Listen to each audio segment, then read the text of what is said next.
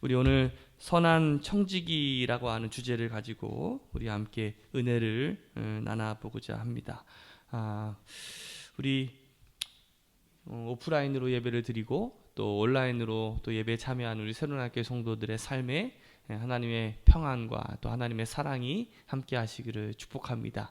우리가 이 힘든 시기를 우리가 함께 이겨내 가면서 우리가 함께 끈끈한 가정 또 끈끈한 공동체를 함께 만들어가고 또 이 나라 이 민족이 다시금 살아나는 그러한 기쁨들이 좀 나타나기를 축복합니다.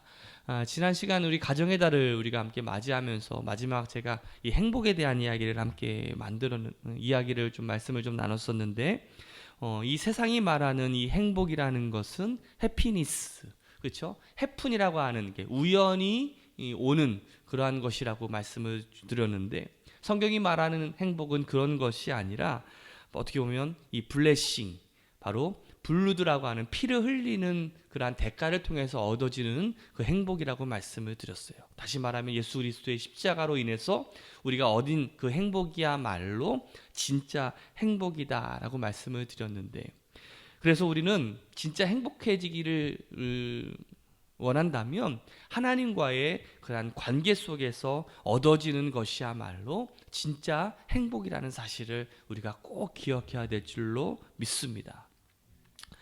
유 하워드라고 하는 이 영어 강사, 유명한 영어 강사인데 이분이 그 잘 풀리는 자녀의 비밀이라고 하는 책을 냈어요. 잘 풀리는 자녀의 비밀.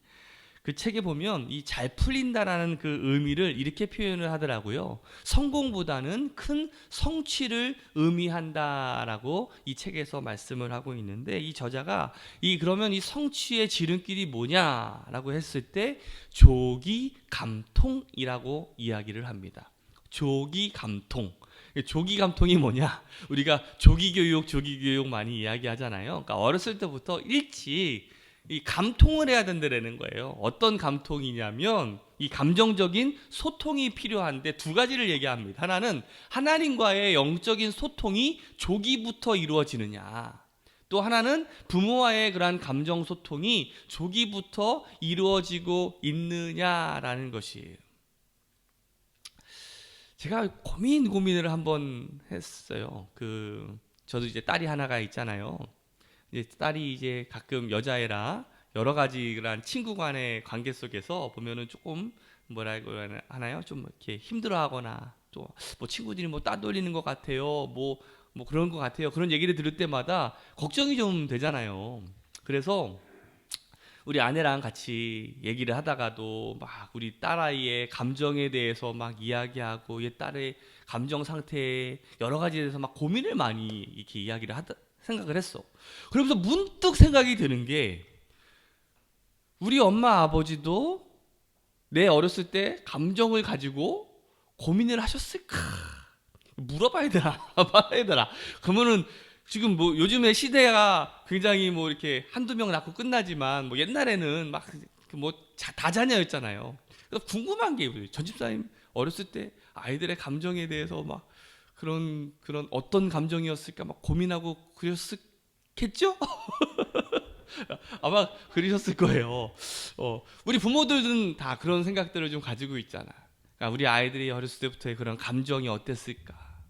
그렇죠? 그런 것들을 조기에 이렇게 하게 되면, 또 하나님과의 그런 어떤 소통에 대한 부분들을 조기부터 이렇게 갖게 되면 확실히 그 자녀가 어떻게 보면 잘 풀리는 인생이 될 수 있다라는 것이죠. 하나님은 우리와의 소통을 굉장히 중요하게 여기십니다. 하나님께서 원하시는 것은 우리가 이 세상에서 성공하는 것보다 더 중요한 것은 바로 하나님과의 그런 영적인 소통, 다시 말하면 관계를 이야기하고 있다는 것이에요.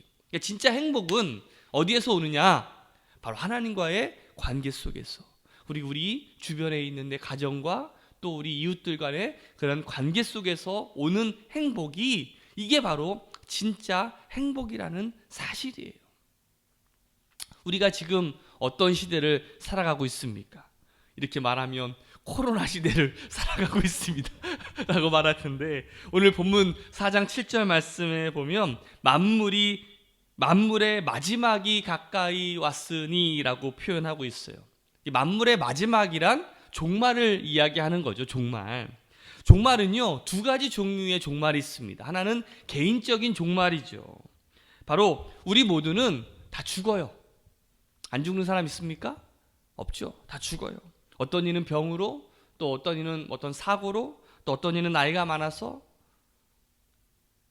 우리가 아침에 출근하는 아버지를 봤는데 교통사고가 나서 세상을 떠나는 분들도 있어요. 그러니까 아침을 함께 했는데 저녁은 함께 하지 못하는 경우도 꽤 많이 있습니다. 이렇게 예고 없이 찾아오는 어떤 개인적인 종말이 있다라는 거예요. 그런가 하면 역사의 종말이 있습니다. 바로 우주적인 종말이라고도 표현을 하죠. 그건 바로 예수 그리스도의 재림을 통해서 오는 종말입니다.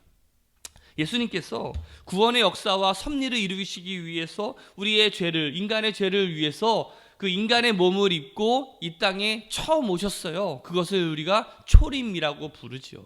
우리가 성탄절을 우리가 기념해서 우리가 그것을 지키는 경우가 많이 있는데, 사실 이것보다 위대한 일들은 없죠. 그런데 예수님께서 십자가에 달려 죽으시고 부활하시고 지금 하나님 우편에 앉아 계시다가 다시 이 땅에 오시겠다라고 약속하셨어요. 그 두 번째 오시는 것을 우리는 뭐라고 부르냐면 재림이라고 불러요. 그때는 어떻게 보면 모든 것이 결산되는 때고 모든 것이 정리되는 시간이라고 할 수가 있을 것입니다. 그러면 우리는 초림과 재림 사이에 우리는 재림을 기다리고 있는 이 시대를 우리가 살아가고 있는 거예요. 다시 말하면 어떻게 보면 종말론을 우리가 어떻게 보면 기다리면서 삶을 살아가고 있는 시기가 바로 오늘 우리가 살고 있는 시기라고 할 수가 있겠지요. 그래서 사도 베드로는 이 마지막 때란 아직 오지는 않았지만 곧 임할 어떤 역사적인 종말을 말하고 있다라고 할 수가 있어요. 그리고 이 역사의 종말을 맞이한 우리에게 오늘 본문의 말씀을 통해서 바로 우리에게 당부하고 있는 거죠. 사도 베드로가 오늘 우리에게 무엇을 당부하고 있습니까?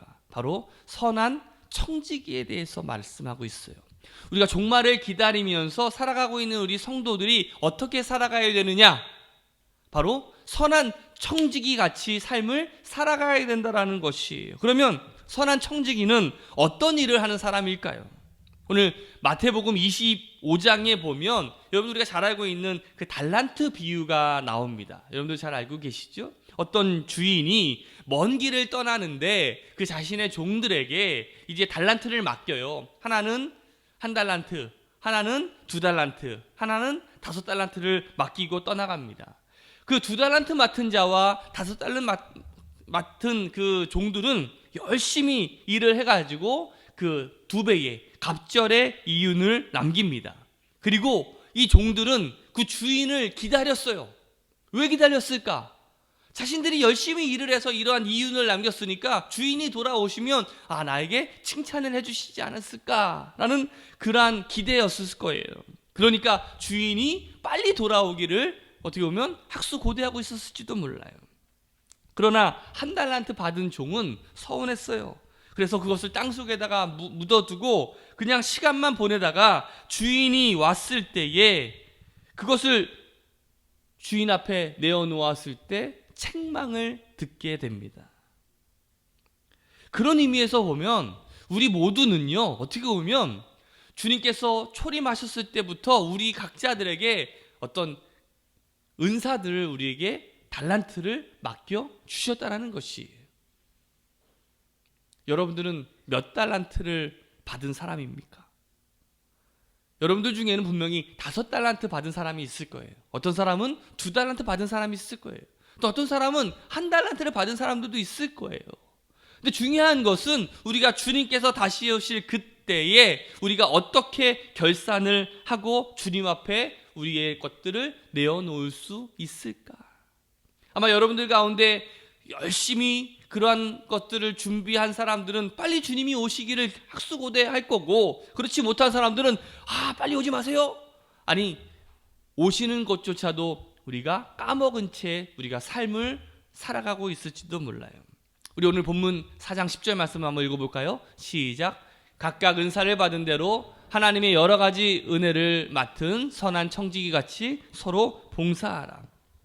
제가 궁금한 게 하나가 있어요. 그러면 내가 과연 선한 청지기인가 악한 청지기인가?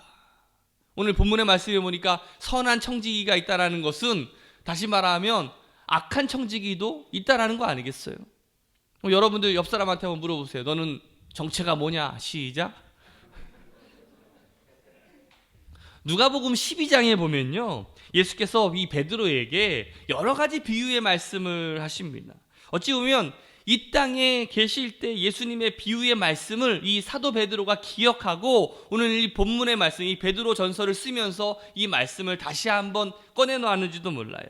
우리 41장, 우리 누가복음 12장 41절 42절 말씀이에요. 우리 같이 한번 읽어볼까요? 시작. 베드로가 여짜오되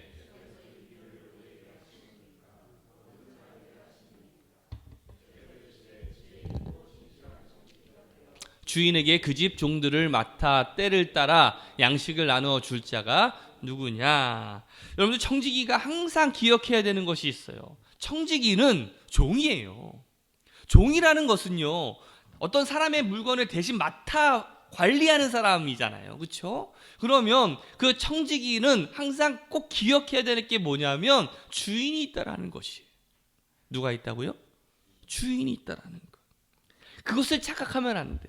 청지기가 주인이 아니라 주인은 따로 있다라는 것이지요. 그런데 사람들은 마치 자기가 주인인 것처럼 착각하면서 살아갑니다. 그래서 갑자기 생각이 나질 않는데 그 유명한 시 가운데 어떤 유명한 작가가 그 세탁소에 있는 옷걸이, 제목이 옷걸이에요. 옷걸이들끼리 이렇게 얘기를 하면서 옷걸이한테 이렇게 합니다. 옷걸이야, 교만하지 말아라. 무슨 말이에요? 세탁소에 걸려있는 옷걸이는 어떤 옷걸이는 양복을 입을 때도 있고 어떤 천저거리를 입을 때도 있어요. 그러니까 주인이 걸어주는 대로 그 옷걸이는 입는 거야. 그런데 옷걸이가 착각해가지고 내가 좋은 옷을 입었다고 해서 마치 의기양양한 채 그렇게 착각하면서 살아갈 때가 많이 있다는 것이지.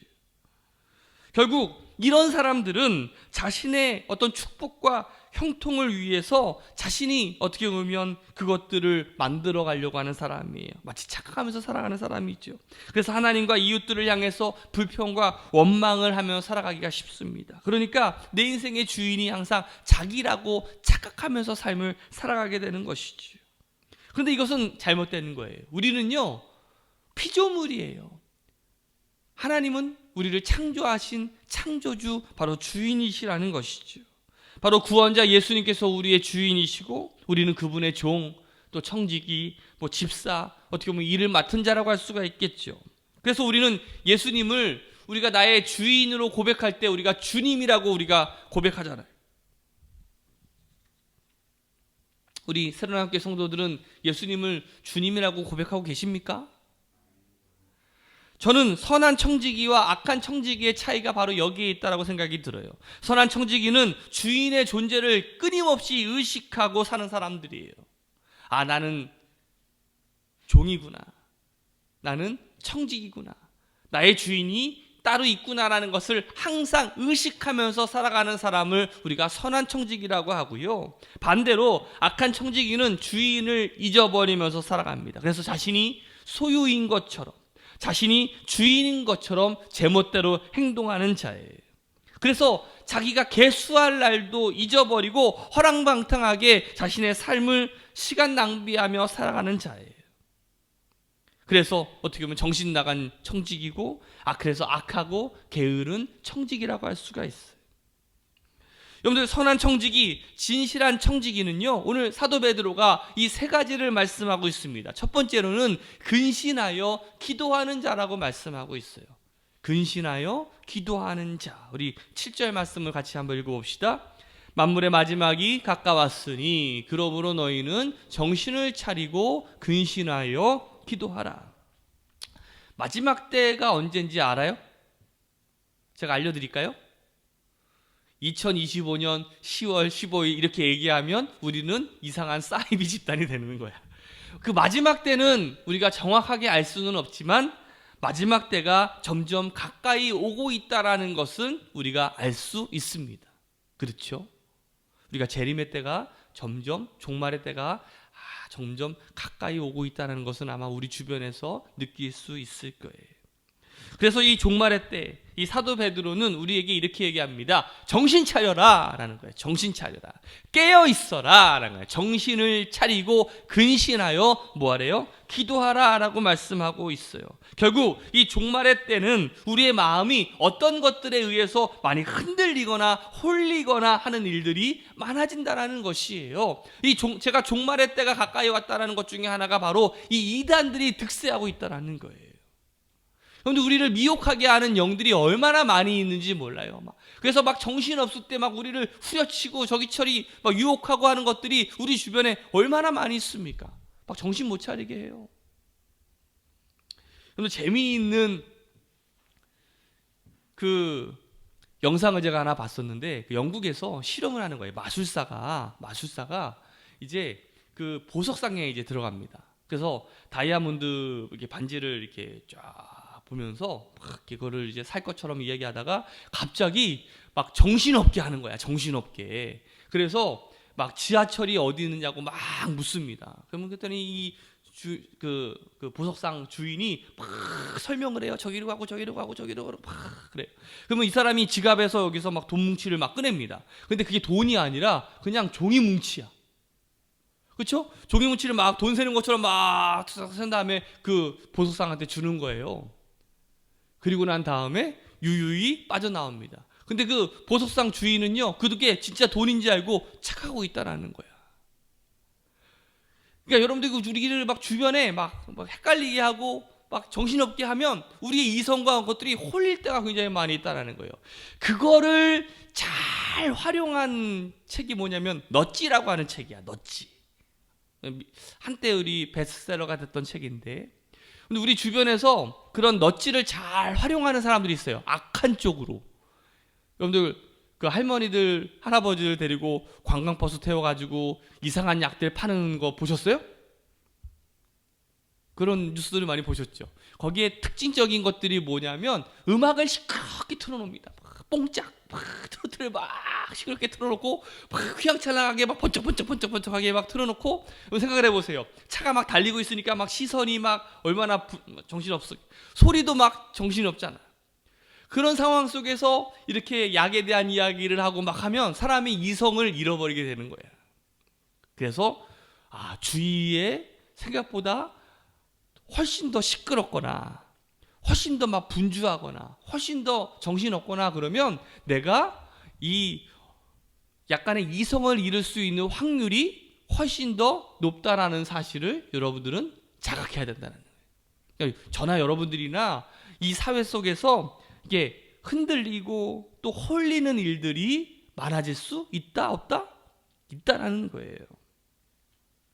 오늘 성경 말씀 보니까 정신을 차려라 라고 말씀하고 있어요. 이 정신을 차리라는 것은 건전한 생각을 가지라는 것이거든요. 또 근신이라는 뜻은 바로 술 취하지 않는다라는 뜻이거든요. 그러니까 정신을 차리고 근신하여 기도한다라는 것은 중언부언하는 것이 아니라 그냥 꽐라대 가지고 막 그냥 이성을 잃어버리는 그런 것들이 아니라 영적으로 어떻게 보면 긴장하고 무장한 상태를 말하고 있는 거예요.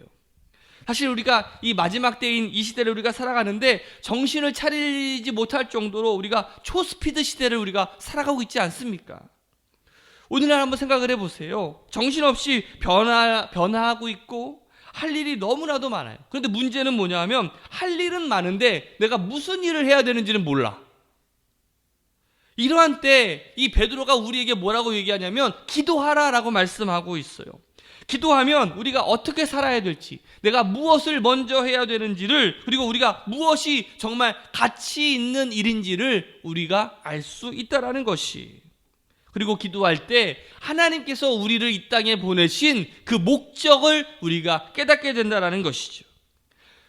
사람들은 되게 기도할 때 어떤 문제에 대한 문제 해결을 위해서 우리가 기도할 때 사실상 우리가 정말 기도해야 되는 그러한 것들을 우리가 잊어버릴 때가 많이 있어요. 우리가 무엇을 위해서 기도해야 되느냐? 삶의 목적, 하나님이 나를 보내신 그 사명, 그런 가치, 그것을 위해서 기도하면 우선순위가 나와.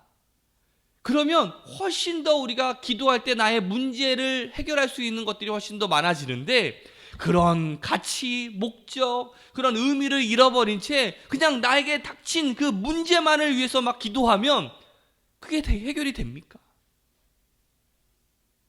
오히려 사람들의 마음이 바쁠 때, 마음이 분주해서 오히려 기도하기는커녕 우리가 기도를 건너뛸 때가 얼마나 많이 있어요. 우리가 바쁠수록 우리가 더 뭐 해야 될까요? 기도해야 됩니다. 마틴 루터가 종교개혁을 일으킬 때에 한창 종교개혁이 확산될 때 그가 더 잠을 이루지 못할 때가 시간이 더 많았어요. 점점 잠자는 시간들이 줄어갑니다. 처음에 6시간을 자다가 정말 고조가 됐을 때 한 3시간씩 잠을 자야 되니까 얼마나 피곤해요. 그래서 이 마틴 루터는 이렇게 얘기합니다. 정말 바쁘다. 그래서 더욱 기도해야 되겠다. 여러분들, 빌 하이베스 윌로우 클리닉 목사님은 바쁠수록 기도합니다라는 책을 냈었어요. 우리가 바쁠수록 뭐 해야 된다고요? 더욱더 기도할 수 있는. 왜요? 그것이 우리의 삶을 정리하고 또 우리의 삶의 우선순위를 정할 수 있는 방법이기 때문에 그래요.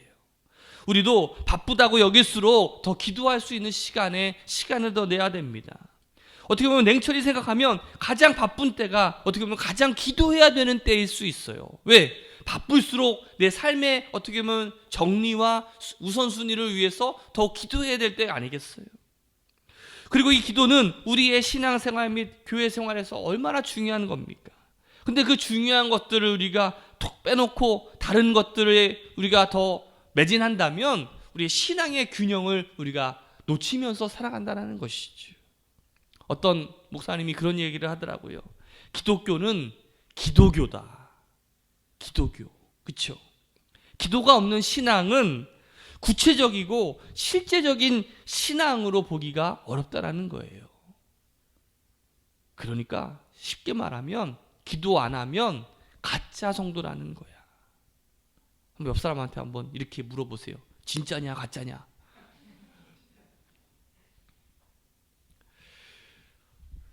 정말 놀라운 기적 중에 기적은 뭔지 아세요? 그러니까 예수님을 우리가 믿는 우리 성도들이 여러분 기적을 믿으시죠? 그렇죠? 우리 기적을 믿으시잖아. 그런데 정말 놀라운 기적은 뭔지 아세요? 우리가 기도도 하지 않고 교회에 다니고 있다라는 기적이에요. 우리 함께 깨어서 기도할 수 있는 믿음의 성도들 되시기를 주님의 이름으로 축복합니다. 두 번째로 선한 청지기는 사랑하는 자입니다. 뭐 하는 자라고요? 사랑하는데 어떻게 사랑하느냐? 8절 말씀입니다. 무엇보다도 뜨겁게 서로 사랑할지니 사랑은 허다한 죄를 덮느니라. 주님은 어떻게 사랑하래요? 뜨겁게 사랑하래요. 뜨겁게. 여러분들 한번 물어볼게요. 사랑하는 게 쉽습니까? 어렵습니까? 어려워요. 그래서 주님은 우리에게 새 계명을 주셨어. 계명이 있는데 이게 어려우니까 새로운 계명을 주셨어. 그 새 계명이 뭐래? 사랑하래요. 사랑하래. 그만큼 어렵다라는 거죠. 사랑이라는 것은요, 내가 말로 외친다라는 것이 아니에요. 그게 사랑이 아니에요. 사랑은요, 액션이에요. 사랑은 행동이에요. 그래서 사랑을 실천하기 위해서 우리가 어떻게 해야 되냐면, 우리 8절에서 말씀하는 것처럼 사랑의 첫 단계는요, 허다한 죄를 덮는 것에서부터 시작이 됩니다. 상대방의 허물을 덮어주는 것부터 사랑은 시작된다는 것이에요. 여러분들 다 티가 있고 허물이 있지요. 여러분들 인생 가운데. 제 계명 가운데 하나가 뭐냐면 11계명 들키지 말라. 여러분들도 그 계명 잘 지키면서 살아가고 있지 않습니까?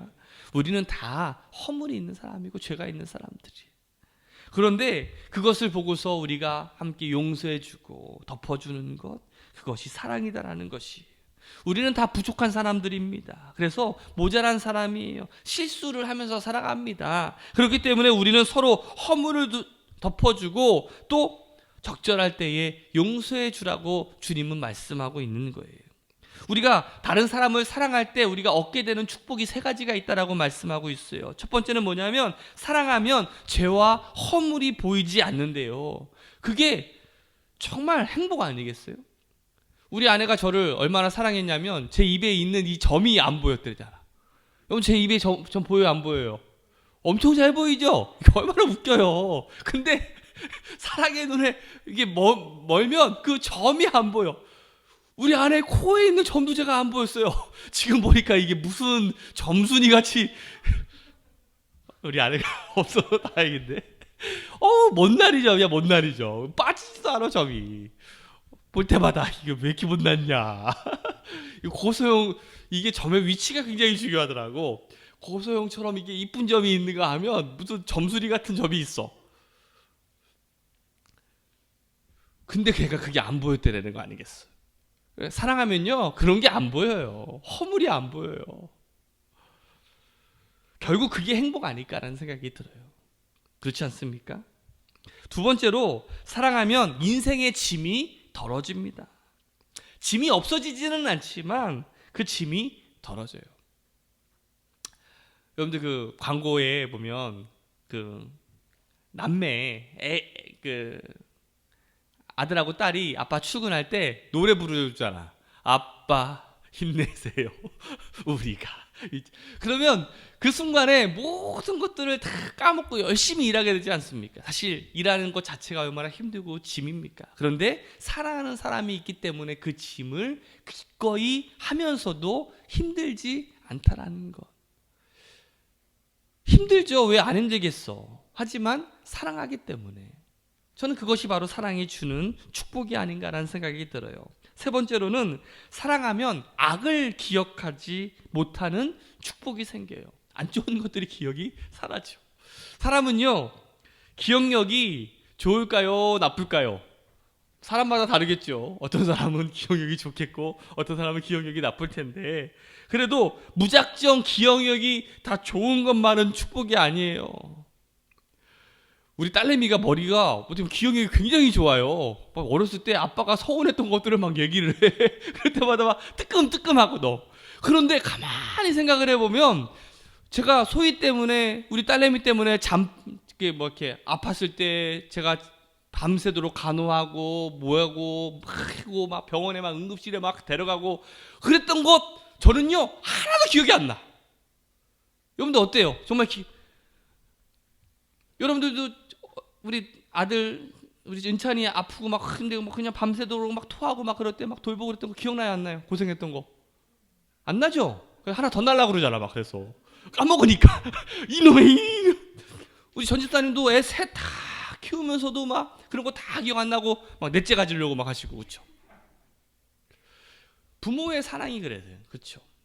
사랑하면 안 좋았던 기억들이 다 잊어버려. 그게 바로 사랑이 주는 축복이 아닌가. 그러니까 내가 정말 사랑하는 사람인가 내가 안 사랑하는 사람인가 테스트할 수 있는 방법은 뭐냐면 그 사람에 대해서 막 서운하고 안 좋았던 것들 막 생각이 나거든. 내가 지금 사랑하는 상태가 아니구나라는 거예요. 자, 자기 점검 시작. 한번 생각해 보세요. 아, 내가 지금 서운한 게 많아. 막 기억이 나는 게 막 악한 것들이 막 많아. 그럼 내가 지금 사랑하는 상태가 아니라는 것. 바로 이런 선한 기억력을 가질 수 있다는 것 자체가 정말 큰 축복 중에 하나라는 사실이에요. 우리 마지막 때에 우리가 서로 사랑을 나누는 그런 우리 새로운함께 성도 되시기를 주님의 이름으로 축복합니다. 마지막으로 선한 청지기는요 은사로 봉사하는 자입니다. 각자의 은사로 봉사를 하는데 우리 10절 말씀이에요. 같이 읽어봅시다. 시작.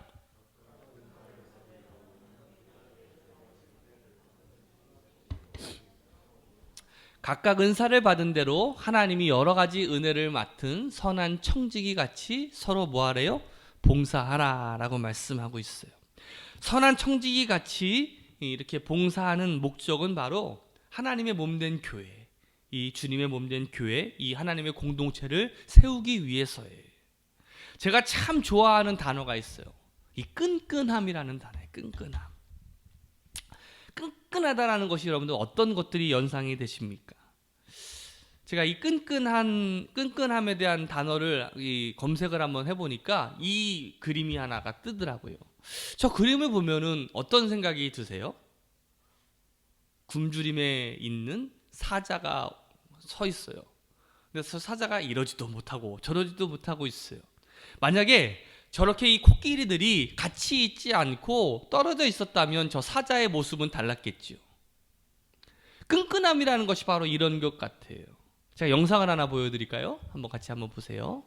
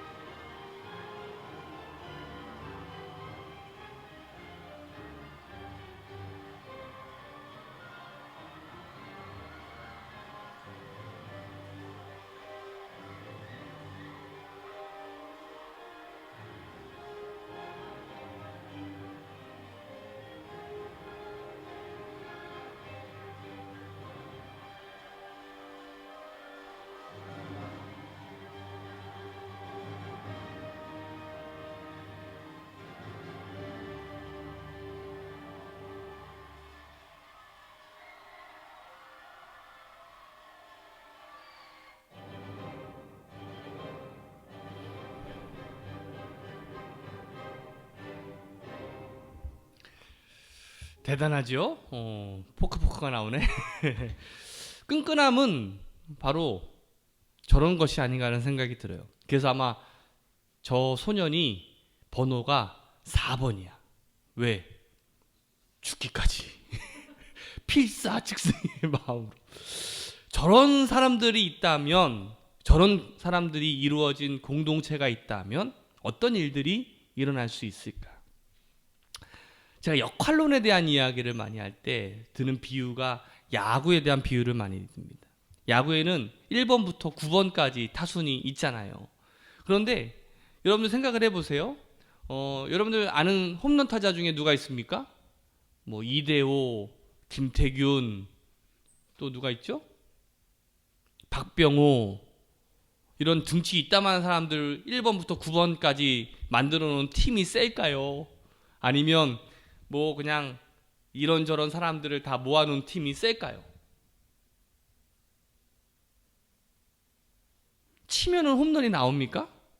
야구는 3할 타자를 되게 잘한다라고 이야기하죠. 10번 중에 3번, 그것도 안타를 3번 치는 사람을 잘하는 거예요. 홈런은 계속 나오는 게 아니에요. 그런데 그런 홈런 타자들만 모아놨다고 팀이 우승하는 것이 아니라는 사실이에요. 거기에는 팀을 위해서 희생 번트도 대줘야 되는 사람들도 있고, 볼넷으로 나가줘야 되는 사람도 있고, 도루를 해야 되는 사람도 있어요.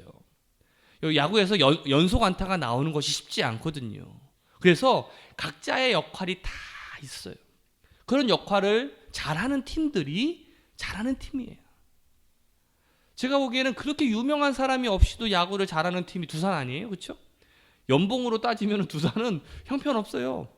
반면에 SK는 거의 연봉이 1위야. 그런데도 거의 꼴찌. 뭐 하나랑 지금 뭐 꼴찌를 다투고 있잖아. 그거는 잘하고 못하고의 문제가 아니라 어떤 끈끈함에 대한 역할에 대한 부분들이 필요한 거예요. 우리 교회 공동체도 마찬가지입니다. 우리가 함께 저런 파이팅을 해나가면서 끈끈한 공동체를 만들어가기 위해서는 아까 전에 끝까지 포기하지 않는 그러한 소년 같은 그러한 마인드가 우리 가운데 필요하다는 것이에요.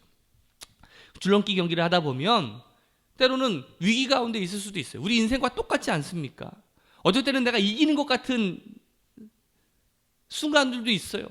또 어려운 순간들도 있어요. 근데 중요한 건 뭡니까? 끝까지 포기하지 않고 그 자리를 지켜낸다라는 것이지.